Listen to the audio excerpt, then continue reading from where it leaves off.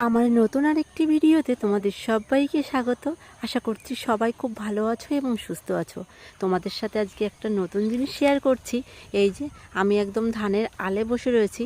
এরকম হচ্ছে আমাদের গ্রাম বাংলায় এরকম চাষ করা হয়। তো বছরে 3বার ধান চাষ করা হয়, আউশ আমন বোরো। আমরা অনেকেই বইতেও পড়েছি। তো যাই হোক, এই ধানটা লাগানো হয়েছে পৌষ মাঘ মাসে।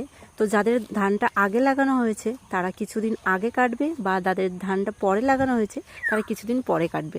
যাই হোক, এটা বৈশাখ মাসে বিশেষ করে ওঠে। যাদের একটু ওই যে বললাম আগে লাগানো, বৈশাখ মাসের প্রথম দিক থেকে কাটা পড়ে, তারপর বৈশাখ আর জ্যৈষ্ঠী মাসে একদম যাদের লেটে হয়, তো জ্যৈষ্ঠী মাসে প্রথম সপ্তাহে কাটা পড়ে যায়। আমি যেহেতু আমার গ্রামে আমি থাকি, আর গ্রামেই আমার জন্ম, ছোট থেকেই দেখে আসছি যে চাষ কিভাবে করে, ধান চাষ কিভাবে হয় এবং বছরে কবার ওঠে।